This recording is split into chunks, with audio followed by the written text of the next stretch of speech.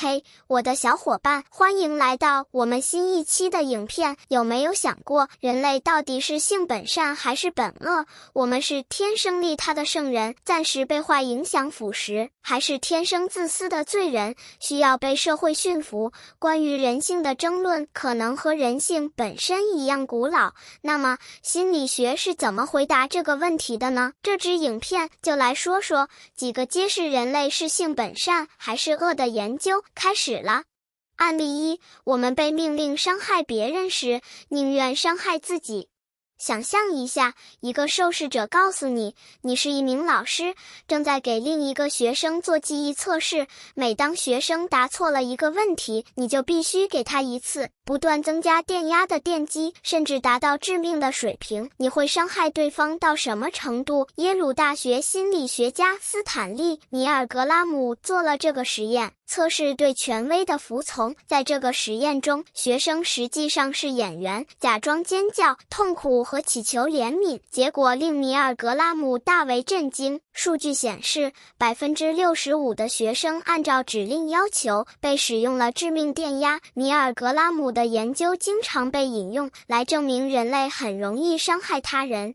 然而，还有一些心理学家用他们自己做的调查研究结果质疑了米尔格拉姆的研究。在伦敦大学学院2014年的一项研究中，受试者因受到更多的电击而获得现金奖励，不管是对自己电击还是对其他参与者。结果比米尔格拉姆最初的研究更正向，因为参与者更愿意为了额外的钱而电击自己，而不是电击陌生人。这表明我们仍然很看重他人的幸福。案例二，孩子们为别人的不幸感到高兴，但他们也同情别人。如果想了解人性的自然状态，那就看看小孩子吧，他们都是天真无邪的小天使，不受社会影响，对吗？那最好再考虑一下。发表在英国发展心理学杂志上的一项研究表明，即使是4岁的孩子，也会体验到目睹他人不幸的喜悦。孩子们认为，有人从树上掉下来，或掉进泥泞的水坑里的故事是好玩和有趣的，特别是如果孩子们认为这些人就该掉下来时。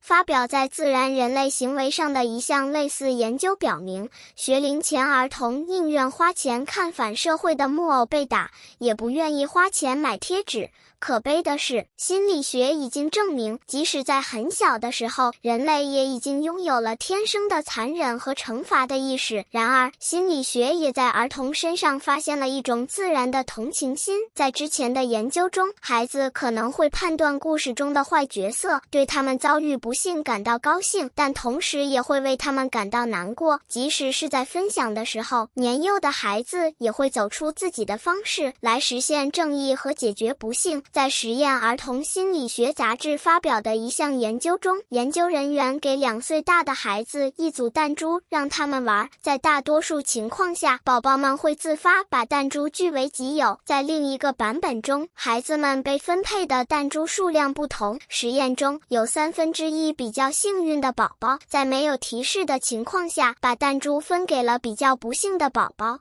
这表明，我们天生就有对不幸做出反应的能力。案例3，我们责备别人的痛苦，但我们无论如何还是帮了他们。你相信每个人都会善有善报吗？我们经常听到这样的说法，一报还一报，或者成功人士都是通过努力工作才取得今天的成就。心理学表明，我们倾向于相信一个公正的世界，在那里正义普遍盛行，人们的财富和不幸最终都会得到补偿，但这也意味着，我们倾向于认为不幸的人一定做了什么事，那是他们应得的报应。当研究参与者被要求解释为什么有穷人、强奸受害者、艾滋病患者、癌症患者、四肢瘫痪的人和交通事故幸存者时，他们会扭曲事实或编造理由，认为是那些人自己造成了他们的不幸，而不仅仅是受害者。研究表明，我们坚持这种信念作为一种应对机制，即使是以牺牲他人为代价。然而，也有研究表明，我们默认倾向于信任和帮助他人。在一项实验中，受试者得到一些钱，他们可以选择将多少钱存入私人基金，或将多少钱存入由其他受试者分配的共同基金。即使受试者都是匿名的，理想的策略是不信任其他人，把全部钱都留给自己。但人们总是把大部分的钱投入到共同基金中。作者称这种本能为强烈的互惠性，即我们在不了解别人、不期待任何回报的情况下帮助他们。这就是结果。研究表明，人类既有善也有恶。抱歉，心理学上没有直接的答案，你觉得呢？欢迎在下面的评论中告诉我们。如果认为这支影片会帮助到其他人，不要忘记点赞和分享。参考文献在资讯栏，小伙伴们多多保重，我们下支影片不见不散。